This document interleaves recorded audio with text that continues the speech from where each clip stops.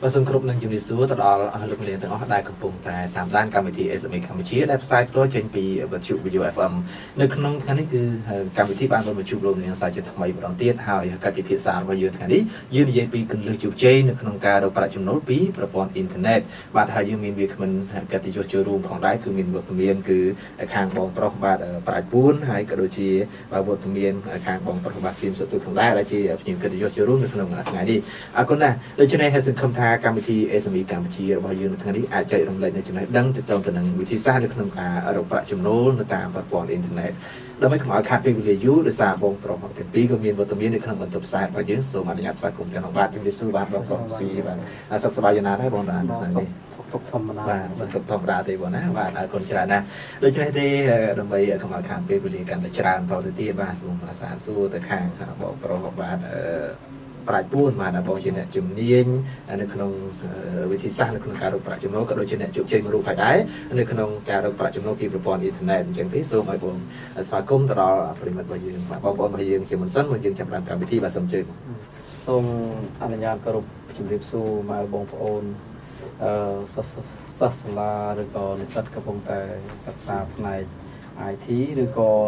กระพงทัดในโครงการสายเดียวติวโรวิธีศักดิ์ของการสร้างประจุโนปีอินเทอร์เน็ตสมสมาคมปีสลา 3d.com บ่แต่ต้องจมวยการสร้างประจุโนปีอินเทอร์เน็ตถึงในทางการสร้างประจุโนตามมันด้านแต่ยังแต่ทั่วไม่ดำไปโรลุยตามอินเทอร์เน็ตบ้านหายเวียจิกาพัดหรือมันเป็นจิกาพัดคือจิกาพัดเวียอาสร้างประจุโนบ้านตามระยะอินเทอร์เน็ตบ้านได้มีกรมคนทมปียังเลือกมาเชียร์เทียนบอสแล้วนะบ้านเตะตรงจะมวยนั่ง Google AdSense บางโอนเนี่ยได้ทลบมีนเขาทลบบักลุย Google AdSense คือก่อนดังกว่าท่ายังก่อนปรับผันไทม์จะมวยบางโอนได้จับร้อมแต่มันดังแบบคือไม่บ้านจับผันไทม์ก็ไหลนั่นท่า Google บางโอนอาจจะทลบลื่นหรือเขาอาจจะสกอร์พิธา google.com อ่ะ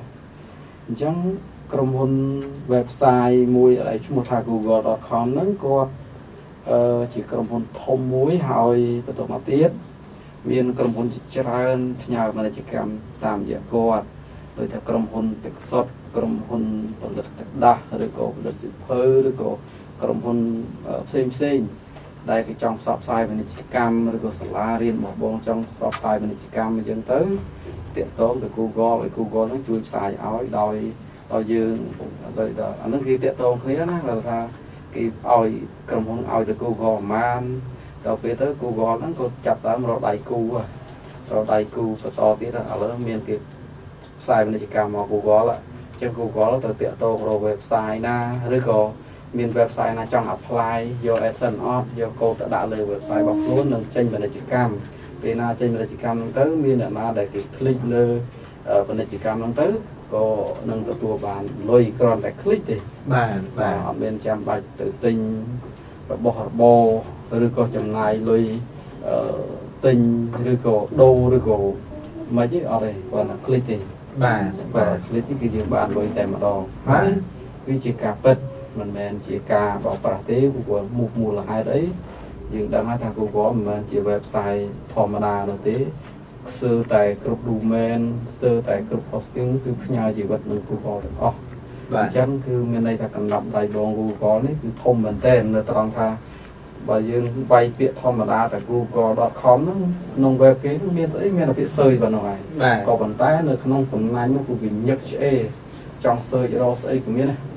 và tái về cái mưa tới ở miền đây cô chào vào rồi vậy tới trên là google.com cứ miền là lại sơi vô này mà còn vâng đây hai cái chỉ cả một hai trua để tạo thành vị trí sang được nâng cao độ ở chấm nô mà bị internet được bằng lực lãng miền Google AdSense hay nâng YouTube và chỉ làm gì và đã dưới nâng bảo to bị phía xa bảo to thời tiết bàn tay bảo to mà cái dương trong xã xu để tạo thành một vật bóng vận tây sẵnแต่ต้นตัวนั้นไอ้ชิปภาษาตะบนคือชิปครูเรียนภายในดีไซน์รจนาคำนวณชิปชอบให้ผมความตามประปอนยูทูบจึงอาชีพตะบนจับที่ครูเรียนประมาณชนะให้ได้บ่อาชีพ អាជីពមួយខ្ញុំសូមអនុញ្ញាតនិយាយពីខ្ញុំរៀនរយៈពេលពីឆ្នាំ3ឆ្នាំបាទហើយតកតងជាមួយនឹងរៀបចប់គឺខ្ញុំបង្កើតហ្គេមបានមួយបាទបង្កើតហ្គេមហើយការដែលបង្កើតហ្គេមខ្ញុំទីតាំងខ្ញុំមានភាសាថ្មីភាសាអូស័យហើយមានប្លុកភាសាជាច្រើនដែលខ្ញុំទៅថតធ្វើជាហ្គេមអនឡាញបាទក៏ប៉ុន្តែហ្គេមនោះខ្ញុំបង្កើតហើយខ្ញុំបានយកទៅលក់ឲ្យអ្នកស្រុកក្រៅបាទទៅក្នុងតម្លៃ$5,000បាទអ្វីដែលសំខាន់គឺយើងចំណាយពេល4ឆ្នាំដើម្បីបង្កើតហ្គេមនោះហើយយើងជាអកុសលក៏យើងបានទៅលក់ឲ្យទៅបាទអញ្ចឹងខ្ញុំបង្កើតហ្គេមបានមួយហើយបន្តមកទៀតតកតងជាមួយនឹងការបង្រៀនរបស់ខ្ញុំនេះគឺទងយូរដែរថាទៅហើយជាទង6-7ឆ្នាំដែរតកតងជាមួយនឹងការរៀនបង្រៀនតែខ្ញុំបង្រៀនជាទូទៅគឺបង្រៀនតែអង្គការឬក៏សិស្សនិស្សិតក្រីក្រហើយមណ្ឌលក្មេងកំព្រាបាទខ្ញុំស្រឡាញ់ខាងជួយអញ្ចឹងបាទអញ្ចឹងបាទដោយសារតែហេតុស្រឡាញ់ដោយសារតែចង់ចែកចាយនៅចំណេះដឹងផ្នែកហ្នឹងគឺបងជាយាមជួយពួកគាត់ដល់ពេលខ្លះមិនបានយកថវិកាពីគាត់ផងបាទអរគុណច្រើននេះគឺជាចំណុចល្អមែនទែនបាទសម្រាប់បងប្រុសប្រាជ្ញពួនដែលបងចែកចំណេះដឹងរៀនផ្ទាល់ខ្លួនហើយមិនលាក់ទុកទេគឺចែកចាយទៅដល់អ្នកផ្សេងទៅទៀតអរគុណបងយើងចាប់អារម្មណ៍ទៅនឹងការរៀននៅផ្នែក design នៃគំនូរជីវចលនេះវិញតើការរៀនលំបាកដែរឬទេបងសម្រាប់អ្នកដែលចង់ចេះហើយរៀនប្រហែលឆ្នាំទៅទើបអាចយើងយកទៅប្រើប្រាស់បានបាទតាមពិតទៅការដែលរៀនគំនូរជីវចលមិនជាពិបាកណាស់ណានោះទេគាត់ថាជាកម្មវិធីដែលគេសរសេរមកឲ្យស្រេចបាទឧទាហរណ៍ថាដូចជាពោធិសមអញ្ចឹងជាកម្មវិធីដែលគេមានឲ្យស្រេចគាត់ថាយើងឆ្នៃតាមអ្វីដែលគេប្រាប់តែចុចនេះចេញអីទៅតាមពិតមិនជាការពិបាកទេតែពិបាកជាងគេគឺភាពច្បាស់លាស់នៃការឆ្នៃប្រឌិតវីដេអូរបស់យើងអញ្ចឹងដើម្បីឆ្នៃវីដេអូរបស់យើងដូចខ្ញុំនិយាយថាយើងធ្វើម៉េចមានក្រដាសសមួយយើងអង្គុយគូគំនូរអីផ្សេងៗទៅគូទៅយើងអាចឆ្នៃហើយតាមអារម្មណ៍របស់យើងចង់បង្កើតជាគេអ្វីមួយចង់បង្កើតជាតុក្កតាមួយបាទហើយយើងទៅមើលសម័យកាលហើយជាពិសេសគឺយើងទៅ support ជាមួយនឹងទូរស័ព្ទដៃហើយនឹងកុំព្យូទ័រឬក៏ laptop នៅក្នុងបច្ចុប្បន្ននេះគឺអ្នកប្រើទូរស័ព្ទដៃស្ទឹងថាវាច្រើនជាងកុំព្យូទ័រ laptop ណាបាទអញ្ចឹងអ្វីដែលសំខាន់គឺយើងទៅបង្កើតហើយទៅ support ជាមួយនឹងទូរស័ព្ទដៃផងដែរបាទអញ្ចឹងគេងាយស្រួលក្នុងការពួកគាត់បើកមើលគឺវាច្បាស់បាទមកពីមុនខ្ញុំធ្លាប់បង្កើតដែរព្រោះវាអត់ត្រូវគ្នាបើត្រូវយ៉ាងម៉េចស្គាល់នឹងកុំព្យូទ័រតែទូរស័ព្ទដៃអត់ត្រូវបាទជាកំហុសមួយដែរបាទណាកូនចាបងអានេះគឺជាការរៀនបើន័យថាបើសិនតែយើងមានការតាំងចិត្តមិនជាពិបាកណាស់ណាទេបាទសំខាន់ភាពច្បាស់លាស់របស់យើងបាទអរគុណតើតើទៅនឹងការសួរសំណួរដោយសារតែបងប្រុសគឺជាអ្នកជំនាញផ្នែក design ឬក៏រចនានៅគំនូរជីវចលតែមុននឹងយើងឈានទៅដល់ថាតើយើងផុសលើ YouTube ហើយយើងបានប្រាក់ចំណូលយ៉ាងម៉េចនោះយើងចង់ដឹងសិនតើការរៀនគូគំនូរជីវចលដំបូងឡើយយើងទៅគូយ៉ាងម៉េចដើម្បីបានជាគំនូរជីវចលដូចថាយើងបង្ហោះទៅលើប្រព័ន្ធអ៊ីនធឺណិតហ្នឹងបាទបងសូមជួយបញ្ជាក់បាទតាមពិតទៅការគូជាទូទៅបើសិនជាឧទាហរណ៍ថាខ្ញុំចង់លើកកម្ពស់សារថ្មីឧទាហរណ៍ណាបាទអញ្ចឹងដើម្បីលើកកម្ពស់សារថ្មីខ្ញុំទៅធ្វើម៉េចគឺខ្ញុំត្រូវទៅកាន់កាមេរ៉ាមួយដែលខ្ញុំកាន់តាមរាល់ថ្ងៃហ្នឹងគឺទៅដល់គឺខ្ញុំចូលថតជាសន្លឹកទេបាទមិនមែនថតជាវីដេអូឬថតជាសន្លឹកថតហើយយើងយកមកចូលម៉ាស៊ីនរបស់យើងមានម៉ាស៊ីនសម្រាប់ទាញពីស្លឹកហ្នឹងទៅវាឲ្យទៅចេញជារូបពណ៌រៀងប្រភេទតែវាដូចជារូបស្នាមយើងនិយាយរូបទៅជាលក្ខណៈដូចរូបស្នាមអញ្ចឹងបាទយើងប្រើឲ្យជាលក្ខណៈរូបស្នាមទៅបានយើង design រូបស្នាមហ្នឹងឲ្យទៅចេញជាគ្រោងឆ្អឹងបាទតែបើសិនជាល្អគេមានកាមេរ៉ាមួយសម្រាប់ធ្វើគ្រោងឆ្អឹងវាទាំងដល់បាទតែបើសិនជាអត់មានទេយើងអាចទៅថតផ្ទាល់បាទបើនេះទេបងប្អូនចង់បញ្ជាក់បន្ថែមបងប្អូនអាចចូលលើ website សាលា 3d.com ហ្នឹងមកខ្ញុំនឹងមានវីដេអូ ពិធីប្រាប់នៅក្នុងគឺមាន YouTube នៅក្នុងស្រេចម្ដង បាទ នៅក្នុងគឺងាយស្រួលបើសិនជាបងប្អូនតែស្ដាប់គាត់ដូចអត់សូវច្បាស់អញ្ចឹងទេបងប្អូនវាយសាលា 3d.com បងប្អូនคลิกលើវីដេអូមេរៀនទី1ទី2ហ្នឹងបងប្អូនអាចមើលតើយើងទៅធ្វើម៉េចដើម្បីចូលទៅធ្វើវាបានមាននៅវីដេអូអញ្ចឹងណាបាទយើងទីនេះគឺថាវាជាទៀតក្នុងការបរិយាយ បាទបាទអរគុណច្រើនណាស់បាទដូច្នេះទេនេះគឺជាព័ត៌មានបន្ថែមទៅទៀតសម្រាប់បងប្អូនដែលលោកចង់ចេះទៅលើផ្នែក design ក៏ដូចជារចនាលើគំនូរជាប្រចាំនៅលើប្រព័ន្ធ YouTube អរគុណណាស់បងឥឡូវនេះយើងងាកមកចាប់អារម្មណ៍ទៅសារពេលវេលាយើងមានមិនច្រើនទេយើងចាប់អារម្មណ៍ទៅលើការរកប្រាក់ចំណូលពីប្រព័ន្ធអ៊ីនធឺណិតដោយសារតែបងបានលើកឡើងខាងដើមហើយហើយម្យ៉ាងបងក៏ជាអ្នកជោគជ័យមួយរូបហើយដែរតែមិនទាន់ទាំងស្រុងក៏ជំនាញធំមួយដែរហើយសម្រាប់ជំនួយនេះគឺថាតើតើទៅនឹងការធ្វើអាជីវកម្មតាមប្រព័ន្ធអ៊ីនធឺណិតឬការរកប្រាក់ពីអ៊ីនធឺណិតឬបងបច្ចេកជំនួយនេះគឺមាន Google AdSense និងប្រព័ន្ធ YouTube ដែលឡែកមានបងប្អូនមួយចំនួនលោកបង្ហោះ YouTube ទៅគឺដើម្បីទាមទារតែការទស្សនាទេបាទមិនបានប្រាក់មកវិញទេអញ្ចឹងថាតើដើម្បីឲ្យវីដេអូដែលយើងបង្ហោះក្នុងប្រព័ន្ធ YouTube ហើយមើលហើយបានប្រាក់នោះតើយើងត្រូវធ្វើយ៉ាងម៉េចយើង apply យ៉ាងម៉េចចូលឈ្មោះយ៉ាងម៉េចទៅបងបាទសូមជួយរៀបរាប់បាទ តកតងជាមួយនឹងការបង្ហោះវីដេអូក្នុង YouTube បានបង្ហោះវីដេអូក្នុង YouTube ហើយបានលុយបងខ្ញុំនឹងប្រាប់ត្រួសតែបងប្អូនដូចខ្ញុំថាអញ្ចឹងថាបងប្អូនអាចចូលទៅ website របស់ខ្ញុំហើយចូលមើលតែម្ដងអាចជាមានខ្ញុំនឹង apply មួយទុកសម្រាប់ឲ្យបងប្អូនមើលតើគេ apply យ៉ាងម៉េចបានលុយបាទអញ្ចឹងខ្ញុំនឹងទៅវិញនេះខ្ញុំនឹងធ្វើតេស្ត apply ឲ្យបងប្អូនមើលមួយហើយបងប្អូនអាចចូលទៅមើលនឹងដឹងវិធី apply តែយើងទៅធ្វើម៉េចហើយតកតងនឹងការបានលុយពី YouTube នេះគឺដូចខ្ញុំនិយាយថាវាជាការពិតវាមិនជាការបោកប្រាស់ទេព្រោះអី website YouTube ហ្នឹងក៏វាជា website ធំមួយយើងរួមវាជាទូរទស្សន៍មួយដ៏ធំនៅលើពិភពលោកអញ្ចឹងបាទណាក៏គេចាប់អារម្មណ៍ណាក៏គេស្គាល់ YouTube ដែរជាទូទៅគេស្គាល់ច្រើនអញ្ចឹងហើយដោយសារតែ website របស់គាត់មានមនុស្សចូលមើលរាប់មិនអស់បានជាមានក្រុមហ៊ុនខ្លះដូចជា AdSense ហ្នឹងក៏ផ្ញើអាយុជីវិតរបស់ខ្លួនពាណិជ្ជកម្មរបស់ខ្លួនហ្នឹងទៅលើ YouTube ដែរអញ្ចឹងក្រុមហ៊ុន AdSense ហ្នឹងចាប់ដៃជាមួយនឹង YouTube ចឹងមកវាថាពេលដែលមើលវីដេអូទៅឃើញមានព័ត៌មានទាំងលោតមួយនៅលើវីដេអូហ្នឹងគឺជាក្រុមហ៊ុនរបស់ AdSense ដែលគេចាប់ដៃជាមួយ YouTube ហ្នឹងហើយពេលដែលមើលទៅឃើញពាណិជ្ជកម្មយើងមើលវីដេអូបានឃើញពាណិជ្ជកម្មនេះអញ្ចឹងពាណិជ្ជកម្មនេះហើយគឺជាផ្នែកមួយជាជ្រុងមួយនៃការបានលុយរបស់យើងបាទទៅទៅនឹងរបៀបនៃការ apply នៅក្នុងប្រព័ន្ធ YouTube channel YouTube តើយើង apply យ៉ាងម៉េចខ្លះទៅបងឧទាហរណ៍ថាទៅនឹងវីដេអូដែលយើងខុសទៅហើយយើងទៅចូលឈ្មោះតាមរយៈអ្វីខ្លះទៅដើម្បីឲ្យអ្នកមើល YouTube វីដេអូរបស់យើងហើយយើងមើលឲ្យបានជាលុយមកយើងនោះបងបាទជួយបញ្ជាក់បន្ថែមបាទតើតងជាមួយនឹងការ apply ដូចខ្ញុំប្រាប់ដែរថាសំខាន់មុនដំបូងគឺ Gmail ថ្មីដល់ការ Gmail ថ្មីបង្កើត Gmail ថ្មីមករើមក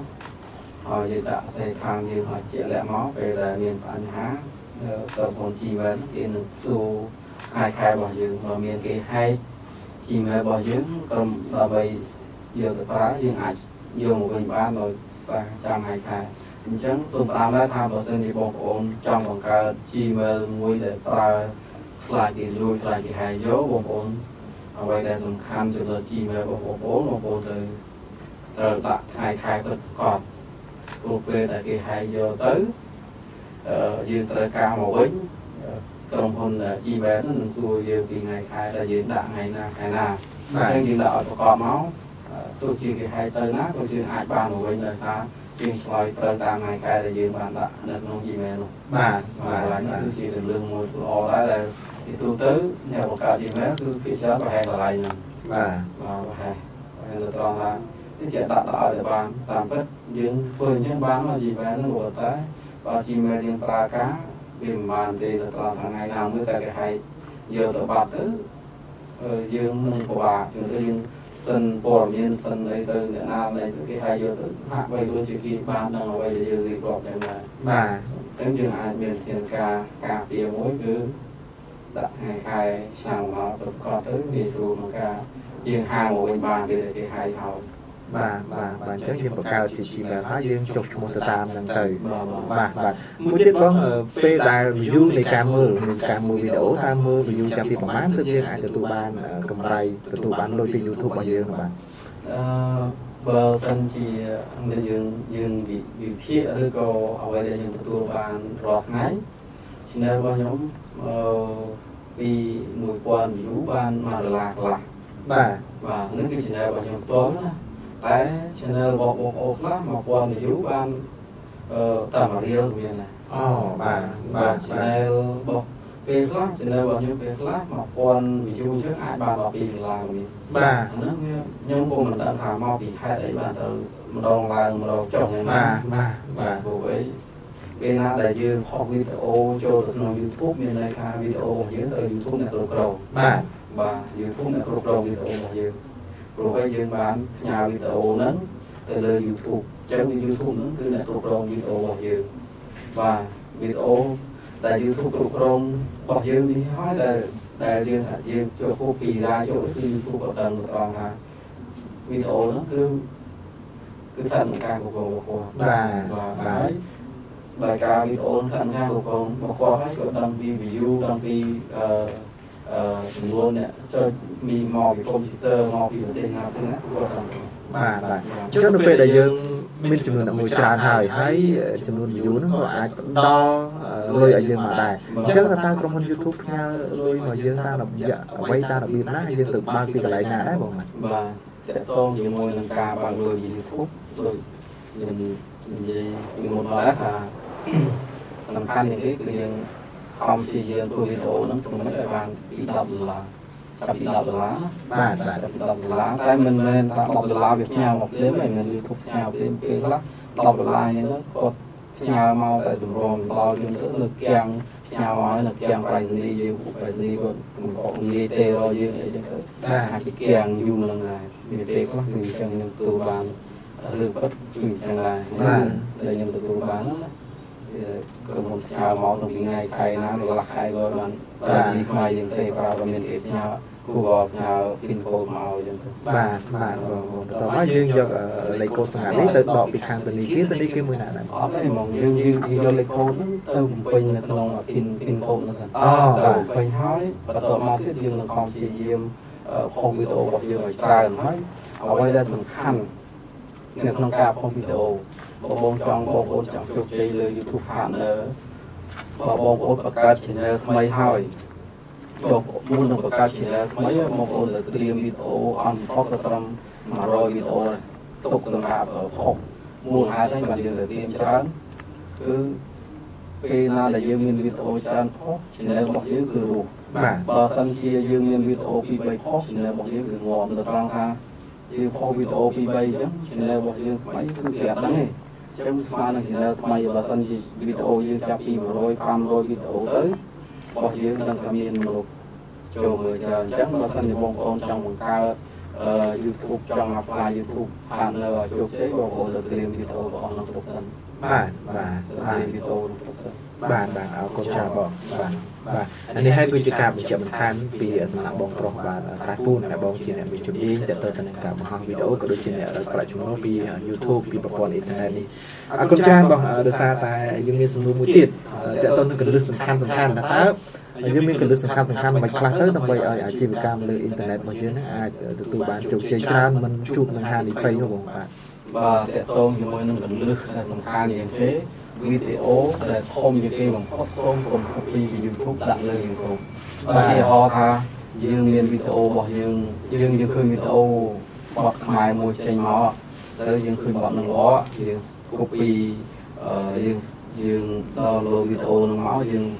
បំលែងវាទៅជា file MP3 ហើយមកយើងដាក់រូបដាក់អីថ្មីទៅផុសចូលថ្មីបញ្ហានេះវានឹងម្ដងបានពីរដងបានតែបានយូរទៅ YouTube គាត់នឹងដឹងថាវីដេអូនោះមកពីណាតែគេផុសមុនគេលើយើងហ៎អញ្ចឹងពេលណាដែល YouTube គាត់ដឹងវីដេអូរបស់យើងទៅជាវីដេអូសាបងមិនតែប៉ុណ្ណោះគោល account យើងទៀតអញ្ចឹងដែលសំខាន់ជាងគេបងប្អូនកុំឲ្យសោះ copy វីដេអូពី YouTube ដាក់លើ YouTube មិនថាដល់ពី MP4 បំលែងទៅ MP3 ហើយមកកែមក MP4 ដាក់ចូល YouTube វិញ បានក៏ប៉ុន្តែបងប្អូនតែចាំថាបានអត់យូរទេឬក៏បានដោយស្ថិតនៅក្នុងការពេកស្ថិតនៅក្នុងការពេកខ្លាច YouTube បាត់ថ្ងៃណាមួយបាទព្រោះអីបាននិយាយខ្ញុំថាអញ្ចឹងខ្ញុំជាអ្នក copy មួយដែរពីមុនមកដល់ខ្ញុំអត់សូវដឹងរឿងធ្វើ investment ធ្វើគម្រោងជីវចលខ្ញុំ copy ក៏តែអ្វីដែលខ្ញុំ copy គឺតើតោងនឹងរៀងខ្មែររៀងបុរាណបាទរៀងខ្មែរដល់ខ្មែរខ្ញុំអត់យល់អញ្ចឹងអ្វីដែលកំហុសរបស់ខ្ញុំយក copy ឡើងខ្ញុំបត់ដែលខ្ញុំ copy ឡើងហ្នឹងគឺស្នេហ៍ឆ្លងវាហាងបាទស្នេហ៍ឆ្លងវាហាងហ្នឹងគឺបត់សិនជាសមុទ្រជ្រៀងជាមួយនឹងអីគេឌីស្វេតបងនៅជ្រៀងជាមួយគ្នាដែរហើយបត់នោះវាចូលភ្លេងថៃយក copy ហើយសារភ្លេងថៃខូច channel ដែលខ្ញុំធ្លាប់បើកលុយមួយខែ200ជាងហ្នឹងខូចចោលទៅយ៉ាងបាទអានេះជាហានិភ័យរបស់យើងបាទដោយសារតែយើងបាទកន្លែងនេះចង់បញ្ជាក់ចេះចង់បញ្ជាក់ថាវាមិនមែនសំខាន់តែថាយកតែវីដេអូទេពេលខ្លះគាត់យកវីដេអូហ្នឹងមកហើយក៏បញ្ចូលភ្លេងផ្សេងក៏ភ្លេងហ្នឹងវាជាប់មកគេដែរបាទនេះក្នុងបទសោតរបស់ខ្ញុំផ្ទាល់មកថាឥឡូវវាថាគាត់ចង់ធ្វើ slide វីដេអូបើធ្វើរូបភាពវីដេអូគេថា pre wedding ឬក៏អីចឹងណាអញ្ចឹងគាត់យកបទបរទេសមកក៏ជាប់ដែរបទចម្រៀងសម្រាប់បញ្ចូលលើ slide ហ្នឹងក៏វាជាប់អា copyright ដែរបាទមិនមែនថាសំខាន់ទៅលើវីដេអូទេគឺអាសំឡេងក៏ដោយក៏ជាប់ថាគឺបង្កើតខ្លួនឯងបាទអត់ជាប់បាទអានេះគឺជាអ្វីដែលសម្រាប់យើងមានការឆ្លៃបដិបត្តិឯងតើដល់បាទអរគុណណាស់បងប្រុសអរសាទរពេលវេលាយើងកាន់តែគៀកអញ្ចឹងទេសូមជាទស្សនៈយល់ឃើញមកបងបន្តិចដោយសារតែបច្ចុប្បន្នអាជីវកម្មផ្នែកអ៊ីនធឺណិតនៅក្នុងស្រុកខ្មែរយើងគឺមិនទាន់មានការរីកចម្រើនខ្លាំងក្លានោះទេអញ្ចឹងសម្រាប់ទស្សនៈមកបងប្រុសបងគិតថាគូជំរុញយ៉ាងម៉េចដើម្បីឲ្យអាជីវកម្មនេះកាន់តែរីកចម្រើនទៅមុខបានបងសូមជួយតកតងជាមួយនឹងអាជីវកម្មផ្នែកសារព័ត៌មានអ៊ីនធឺណិតដើម្បីឲ្យយើងថារីកចម្រើនទៅមុខសម្រាប់បងខ្មែរដែលចង់សាងប្រាក់ចំណូលទៅថ្ងៃអនាគតបងប្អូនទៅចាប់យកចំណុចពីធំទី1គឺសាងប្រាក់ចំណូលពី Google AdSense ហើយចំណុចទី2គឺ YouTube Channel បាទហើយបងប្អូនអាចចាប់ពីនឹងបានហើយចង់និយាយថាណែណារកលុយបានយើងក៏ต้องខ្វល់តែខ្វល់ជាងគេយើងទៅតាមទីតាំងទីថា AdSense គឺជាផ្ទាំងពាណិជ្ជកម្មមួយដ៏ធំទៅបីតែ YouTube website YouTube website Yahoo មាន AdSense នៅក្នុងនោះដែរចឹងមានន័យថាតែ website គេធំហ៊ានដាក់ AdSense ចូលហើយមានន័យថា AdSense មិនមែនបោកទេបើមិន Yahoo វាដាក់ផ្សាយលើប្រព័ន្ធរបស់ Yahoo ទេបាទទៅបីតែ YouTube ក៏AdSense ចូលលើដំបូងមុខរបស់ YouTube ដែរសូម្បីតែមើលវីដេអូក៏ដូច AdSense ចូលនៅក្នុងវីដេអូដែរមានន័យថា AdSense គឺសំខាន់មែនទែនក៏តែคลิกបានលុយសើតែរកវិធីសាស្ត្រសារៈចំណូលណាស្មើនឹង AdSense គឺនិយាយរួមគឺដូចថាអត់មានទេមកព្រោះអីវាដូចជាស្រួលពេកគ្រាន់តែคลิกបានលុយមិនមែនទៅគេคลิกហើយចាំពុកពេញ form ពេញអាបតអីទេអត់ទេបាទងាយស្រួលណាស់តែងាយស្រួលអញ្ចឹងអ្វីដែលខ្ញុំបងប្អូនខ្មែរចង់ចាប់អារម្មណ៍ធ្វើតាមបញ្ញោតាមបណ្ដាញអ៊ីនធឺណិតហ្នឹងបងប្អូនទៅចាប់កន្លែងហ្នឹងពីមើលហ្នឹងច្បាស់ហើយបងប្អូនទៅវិធីដែរថាតើវាបោកប្រាស់ឬក៏កុហកបើសិនជាបោកប្រាស់ដោយហេតុណាកុហកដោយហេតុណាឬក៏ពិតប្រាកដដោយហេតុណាហើយយើងលើកកាយធំយើងលើក Yahoo ឬក៏យើងលើក YouTube មកជាឧទាហរណ៍ទៅកាយធំពីរណាពួកគាត់យកបងប្អូនអត់ស្គាល់ website ទៅយើងណាចឹងយើងបើណាលើ website ពីរមកបើ Yahoo យើងយកនៅកម្មអសនរាដែរចឹងន័យថាអសនគឺមិនមែនទាំងកិច្ចកម្មធម្មតាបើ Yahoo យើងលើតាន័យថាជាប្រព័ន្ធរលយ៉ាងប្រកបកន្លែងហ្នឹងបងប្អូនទៅជឿជាក់ថារលបានមែនត្រង់ថាYahoo ក៏ជាយកកិច្ចកម្មអសនរាដែរបងប្អូនមានមុខទៅកន្លែងហ្នឹងហើយ website បងប្អូន website របស់យើងតូចតា website តែមិន10រៀលអីឬក៏60 ឬ100ជាងទៅផ្សាយដាក់មកពីពេញណែនផងYahoo ដាក់មករាប់ពាន់គេយកមកកម្មឲ្យទៅអញ្ចឹង ប្រកប ជារឿងប្រកបបាទមានខបតែអីទេបាទអញ្ចឹងបើសិនណាជាមានបងប្អូនយើងលោកឆ្ងល់ចង់សាកសួរបញ្ហានេះបងអាចជម្រាបពីលេខទូរស័ព្ទដូចជាការទំនាក់ទំនងទៅដល់បងប្អូនទាំងអស់គ្នាផងបាទសូមជម្រាបបង បើសិនជាបងប្អូនមានងល់បន្ថែមទៅខ្ញុំនិយាយប្រាប់ទៅមិនអស់សេចក្តីណាចឹងបងប្អូនអាចទំនាក់ទំនងតាមរយៈលេខទូរស័ព្ទ023 999ហើយ990 626បាទមួយប៉ុននេះគឺ093 216 944លេខ9ហើយ44បាទបងប្អូនអាចឆ្ងល់និយាយនោះគឺឆ្ងល់ស៊ូខលសាក់ស៊ូបានតែប្រភេទណាដែលខ្ញុំជុំនេះខ្ញុំសូមអធិស្ឋានបាទតែបើសិនជាខ្ញុំមកជុំនេះទេខ្ញុំអាចបោកឲ្យបងប្អូនស៊ូបានច្រើនអ្វីដែលបងប្អូនឆ្ងល់គឺខ្ញុំនឹងជំរាបចេញពីក្នុងចិត្តខ្ញុំដែលចេះគឺបានผมបានអត់ជូនបងប្អូន បាទมันទុកជាអាកំបាំងទេដើម្បីចែករំលែកចំណេះដឹងបាទអរគុណច្រើនអរគុណណាស់បងប្រុសដោយសារតែយើងខិតកាន់តែចិត្តអញ្ចឹងជាការផ្ដាំផ្ញើចុងក្រោយដែលខ្លីបាទបងជាមតិផ្ដាំផ្ញើយ៉ាងណាដល់បងប្អូនយើងសូមជើញបងបាទ ជាចុងក្រោយសូមរកពីបងប្អូនគ្រប់រូបសូមបានរកទូទានវិបាកហើយជួបតែសេចក្តីចម្រើនគ្រប់ក្រុមគ្រួសារហើយខ្មែរគឺខ្មែរស្រឡាញ់ខ្មែរខ្មែរសាមគ្គីគឺខ្មែររស់ បាទអរគុណច្រើនណាស់បងបាទលើកនេះជាទីគោរពបាទដោយសារតែកម្មវិធី SME កម្ពុជានៅក្នុងថ្ងៃនេះបានមកដល់ទីបញ្ចប់ហើយយើងខ្ញុំទាំងអស់គ្នាក៏សូមខន្តីអភ័យទោសផងដែរចំពោះកំហុសខុសឆ្គងដែលកើតឡើងដោយអចេតនានៅក្នុងពេលដំណើរការកម្មវិធីបាទដូច្នេះទេបាទវត្តមានខ្ញុំពេញពេងក៏ដូចជានៅកិត្តិយសរបស់យើងបាទសូមអរគុណនិងសូមជម្រាបលា